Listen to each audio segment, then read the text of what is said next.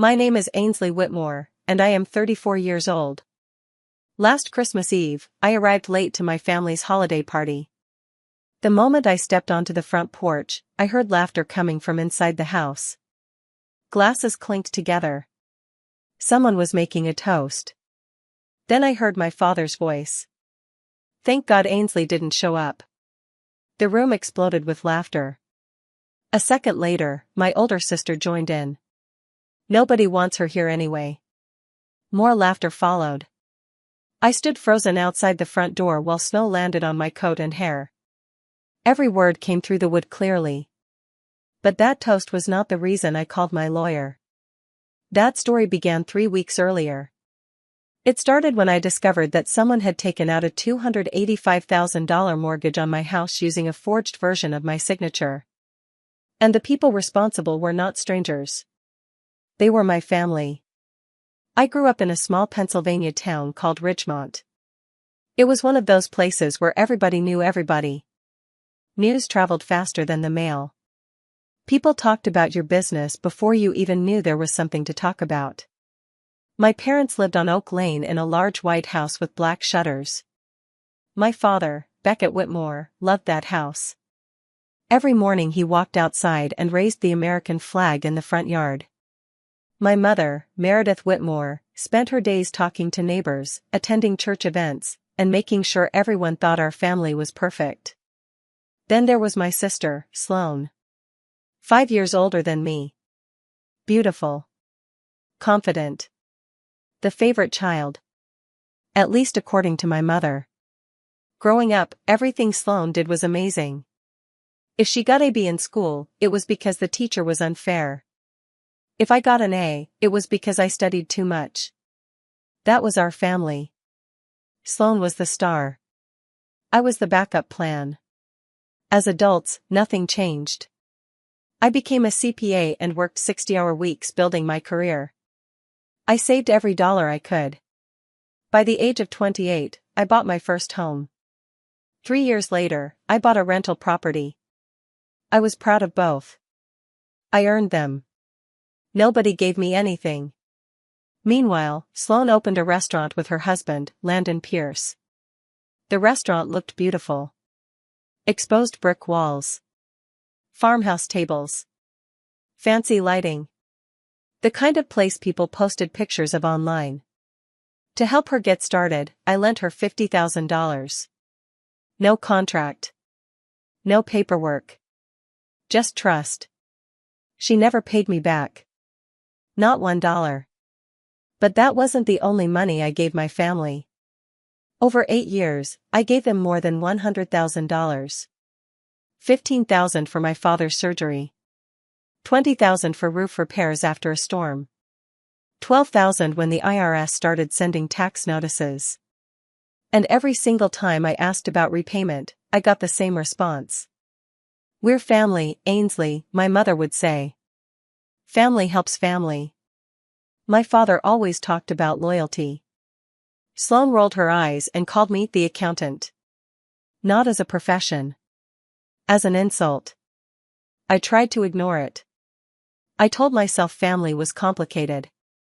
I told myself things would eventually get better. I was wrong. At the time, my parents and Sloane's family were living in my rental property. For free. They had been there for almost 2 years. I never charged rent. I never complained. I just wanted peace. Then everything changed in August. It began with a missing envelope. August 14th. A Wednesday. I checked my mailbox after work. Nothing unusual. A few advertisements. A grocery flyer. Some junk mail. But there was no mortgage statement. No property tax notice. No bank correspondence. At first, I ignored it. Mail gets lost. It happens. A week passed. Then another. Still nothing. By the 3rd week, I knew something was wrong. I called the post office. The employee pulled up my address. Then she became quiet. Ma'am, she said carefully, there's a forwarding order on your account. My stomach tightened. A forwarding order? Yes. Where is my mail being sent? She read the address. I felt the blood drain from my face. It was my mother's address. I sat in my car for 11 minutes after that call. Just staring at the dashboard. Trying to understand what I had heard. Then I opened my laptop. I logged into my credit monitoring account. And everything changed. There, sitting on my report, was a mortgage I had never seen before. Amount: $285,000. My heart started pounding. The mortgage was attached to my primary residence. My house. The house I owned free and clear. No debt. No loans. Nothing. I opened the file. The application contained my name. My social security number. My address. And my signature. At least it looked like my signature. I zoomed in. Something felt wrong. The letters were close. Very close. But not exact. The pressure was different. The curves were wrong. Someone had copied my signature. But they hadn't copied it perfectly. I knew instantly. I had never signed those papers. The next morning I called a real estate attorney. His name was Declan Hayes. He listened carefully while I explained everything. Then he asked 3 questions. Did you authorize anyone to act for you? No. Did you ever sign power of attorney paperwork? No. Do you know the notary listed on these documents? I looked at the name. Then my stomach dropped again. Yes. Declan waited. She's my mother's friend. Silence filled the phone. Then he spoke quietly. Do not contact anyone involved. What? Not yet. What do you think happened? I think we need the original documents. 10 days later, Declan called me into his office. The paperwork covered his conference table. Mortgage forms. Applications. Signatures. Bank records. Every page told the same story. Someone had built an entire fraud operation around my identity. Declan placed one of my real signatures beside the forged version. They don't match, he said. I stared at them. Now the differences were obvious. The fake looked rushed. Forced. Wrong. This wasn't signed by you. My chest tightened. Then who signed it? That, he said, is what we're about to find out. The next discovery was even worse. Declan followed the money. Every dollar. Every transfer. Every account. For days later, he invited me back into his office. His expression told me everything before he even spoke. The money had not disappeared.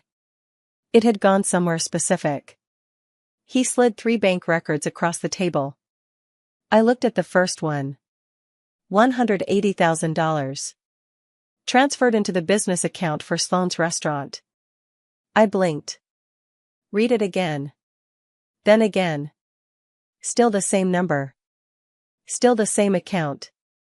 No, I whispered. Declan pushed over the second record. $65,000. Transferred into my father's personal checking account.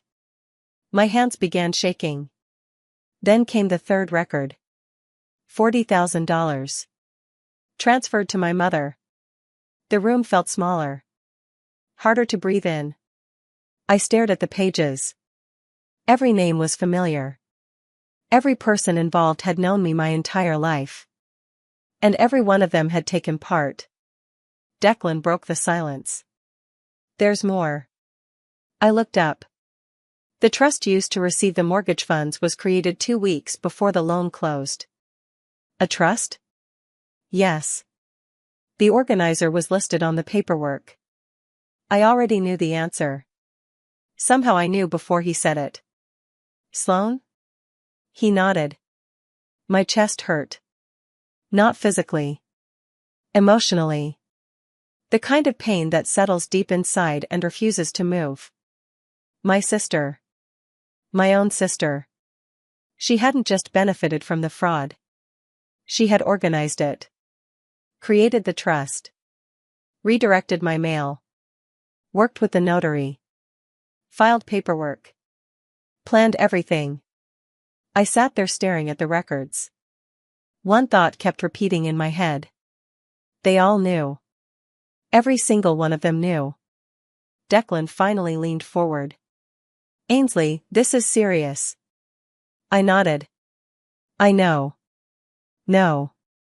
I mean very serious. He pointed at the mortgage documents.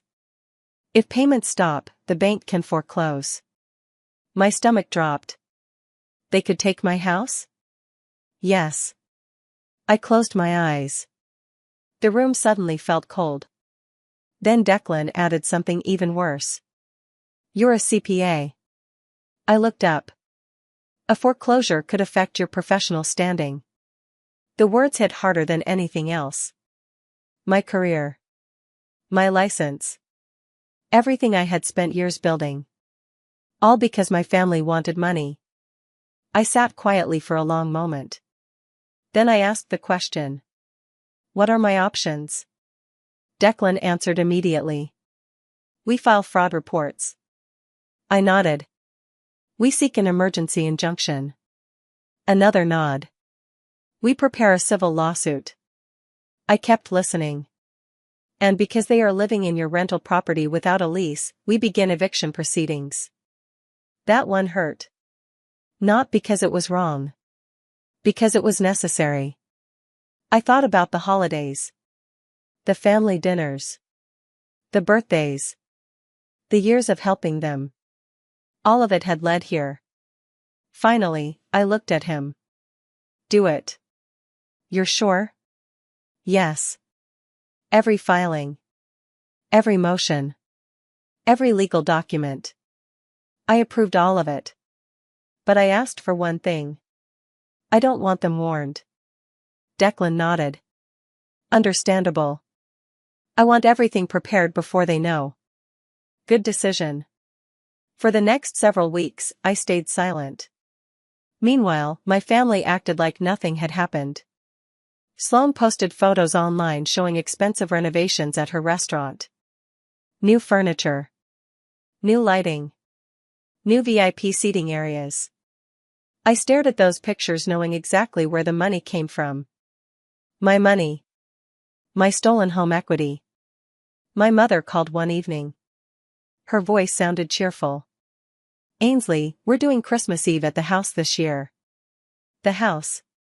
My rental property. The property I owned. The property they occupied for free. She spoke as if she were inviting me into her home. You should come, she said sweetly. We miss you. I almost laughed. Instead, I simply said I would think about it. The next day my father sent a text. Your sister's restaurant is doing great. You should be proud. I stared at the message for a long time. Proud. He wanted me to feel proud. After they stole from me. After they forged my signature. After they risked my career. I saved the screenshot. Then the Christmas invitation arrived. Beautiful card. Gold lettering. Decorative holly. Christmas Eve. 6 p.m. Oak Lane. My house. Their party.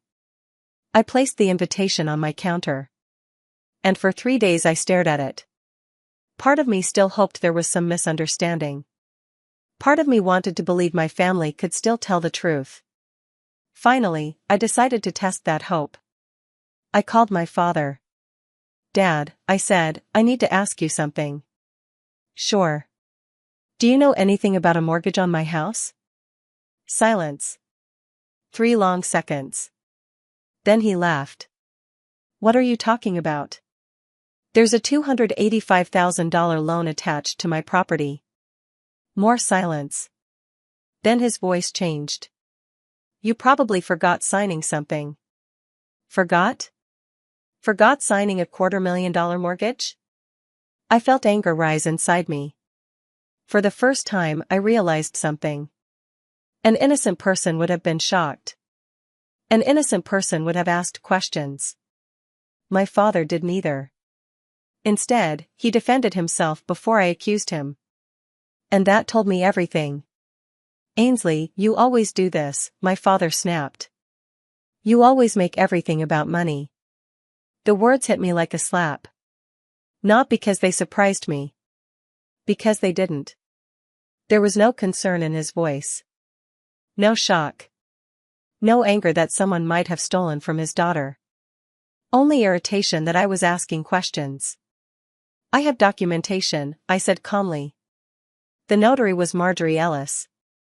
The line went silent. Then the call ended. Just like that. No goodbye. No explanation. Nothing. 20 minutes later, my phone rang. Sloan. I answered. Ainsley, she said, sounding annoyed. Mom is crying. What did you say to Dad? I asked about the mortgage. A pause. Then another. I could almost hear her thinking. God, here we go, she muttered. Did you know about it? Ainsley, you're being paranoid. The notary was Marjorie Ellis. Silence. A long silence. Then her voice changed. Harder. Colder. Even if somebody borrowed against your house, you owe this family. I laughed. Not because it was funny. Because it was unbelievable. I owe this family? You have 2 houses. And? We have nothing. I stared at the wall. The anger inside me kept growing. Dad lost his business, she continued. The restaurant was struggling. Mom needed help. You sit there judging everyone. I gave this family more than $100,000. And you never stop reminding us. I took a breath. Then I said the words that changed everything. The restaurant received $180,000. Dead silence. I heard her breathing. Short. Quick. Panicked. How do you know that? Bank records. Another silence. Then she finally stopped pretending. Fine. The word came out sharp. Fine. So you knew? Yes. My heart sank. Even though I already knew the truth, hearing her admit it hurt. Ainsley, you would have said no. So you forged my signature? I did what I had to do. For your restaurant? For this family. I closed my eyes. The conversation was over. There was nothing left to save. Nothing left to explain. Nothing left to understand. I hung up. The next morning, Declan sent the formal demand letter. It went to my parents and Sloan. Every detail was listed clearly. Repay the $285,000. Leave my rental property within 30 days. Cooperate with a forensic audit. Failure to comply would result in lawsuits and criminal referrals. 3 days passed. No response. Then 4. Then 5. Finally, my mother texted. If you do this, you'll have no family left. I stared at the message. For years, that threat had controlled me. Every time I pushed back. Every time I asked for fairness. Every time I wanted boundaries. The answer was always the same. Family. Family. Family. But sitting there in my kitchen, something finally became clear. They had already chosen money over me. The day they forged my name. The day they redirected my mail. The day they split my equity between themselves. They had already made their choice. Now I was simply responding to it. 2 weeks later, Declan called. The court approved the emergency order. I sat up immediately. What does that mean? 2 things. First, the mortgage is frozen. I let out a breath. My house was safe. At least for now. And second? The court approved enforcement for the rental property. My chest tightened. When? December 24th. Christmas Eve. Of all days. Of all possible dates. Christmas Eve. I closed my eyes. The judge's schedule was full, Declan explained. This was the first available enforcement window. I understood. The date wasn't my choice. But I knew exactly how it would look. For the next week, I waited. The waiting was the hardest part. Every day felt longer than the one before. Then Christmas Eve arrived. The morning was quiet. Cold. Gray. I spent most of the day alone. Around 5 o'clock, I got into my car. The court papers sat beside me. So did my phone. I drove toward Oak Lane. The closer I got, the harder my heart pounded. The street was packed with cars. Relatives. Family, friends. Neighbors. The house glowed with Christmas lights. Music drifted through the windows. Everything looked perfect. Like a holiday movie. Like a family that loved each other. Like a lie. I parked several houses away. Then I walked toward the front door. Snow drifted down from the dark sky. The porch lights glowed warmly. I reached the door. And stopped. Inside, someone was making a toast. My father. To a wonderful Christmas. People cheered. Then he laughed. And thank God Ainsley didn't show up. The room exploded with laughter. My sister joined in. Nobody wants her here anyway. More laughter. All she does is wave her money around. Another round of laughter. Then my mother spoke. She'll come crawling back. She always does. I stood there in silence. Listening. Every person I had helped. Every person I had sacrificed for. Every person I had protected. Laughing at me. The problem had never been money. The problem was that they believed I would never stop them. For a moment, I considered walking through that door. Confronting everyone immediately. Throwing the documents onto the table. Exposing everything. But I didn't. Instead, I turned around. Walked back to my car. And called Declan. I'm here, I said. Are they all inside?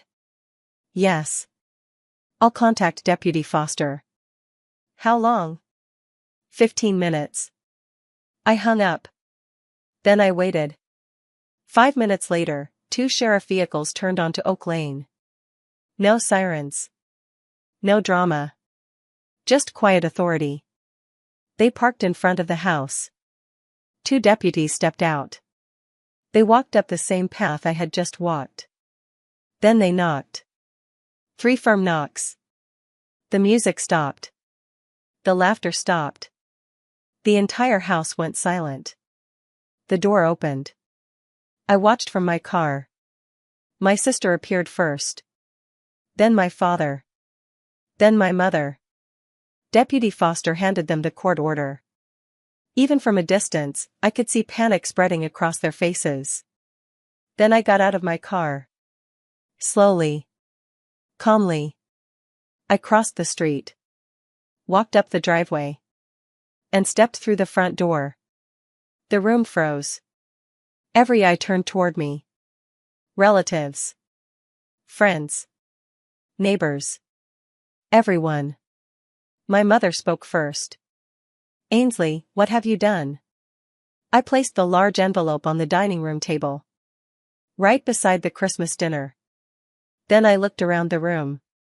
What I should have done a long time ago. Silence. I opened the envelope. One document at a time.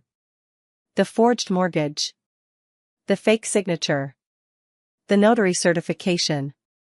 The bank records. The wire transfers. Everything.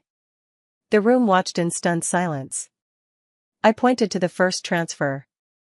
$180,000. Then I looked directly at Sloane. To her restaurant. Her face turned pale. I pointed to the second. $65,000. Then my father.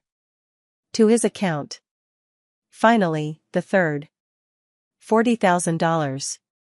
My mother lowered her head. Nobody spoke. Nobody moved. One of my uncles stepped forward.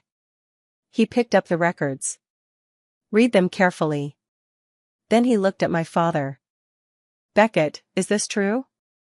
My father stared at the table. You told us she gave you that money. Still silence. You lied. The room changed. I could feel it. People who had laughed 10 minutes earlier now looked uncomfortable. Ashamed. Embarrassed. The truth was sitting in front of them. And the truth was impossible to ignore. Finally, my father spoke. We were going to pay it back. I looked at him. When?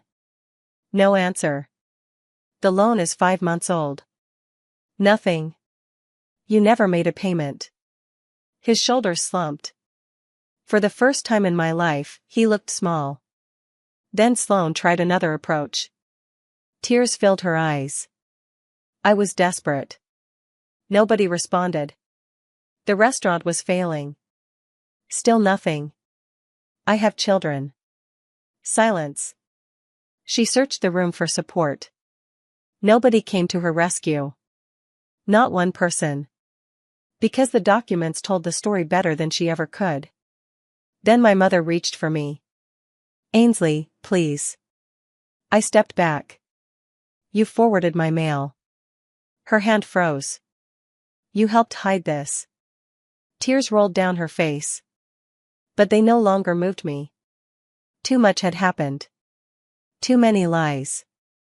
Too many betrayals. Deputy Foster finally stepped forward. The named occupants must begin vacating the property. Reality crashed into the room. This was no longer a family argument. This was the law. My sister spun toward the crowd. You're all really letting her do this? My uncle answered. No. Everyone looked at him. We're letting the consequences happen. The room fell silent again. One by one, people started grabbing their coats.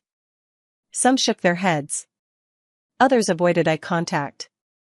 Many simply left. Within minutes, the Christmas party was over. Not because of me. Because the truth had arrived. I looked around the room one final time. The turkey still sat on the table. Candles still burned. Christmas music still played quietly in the background. But the illusion was gone. Everyone could finally see what I had been seeing for months. My family had stolen from me. Then blamed me for noticing. I picked up my coat. Turned toward the door. And walked away. 2 days later, the criminal referrals were filed. The evidence was overwhelming. The forged signature. The bank records. The redirected mail. The fake trust. Everything. Weeks later, indictments followed. The mortgage was officially voided. The lien was removed. My house was mine again. My credit recovered. My CPA license remained safe. My career survived. The restaurant eventually closed. Sloane faced criminal penalties. My father lost what little reputation he had left. My mother ended up on probation. The notary lost her license. And for the first time in years, the phone stopped ringing. No emergency requests. No guilt trips. No demands. Just silence. Peaceful silence. Months later, I rented the Oak Lane property to a young family. They signed a lease. Paid rent on time. Treated the house with respect. Exactly as it should have been. One summer evening, I drove past the property. A little girl was running across the yard chasing a dog. She was laughing. The house looked alive again. Happy again. I smiled and kept driving. Because I finally understood something. Family is not permission to steal. Love is not permission to lie. And boundaries are not betrayal.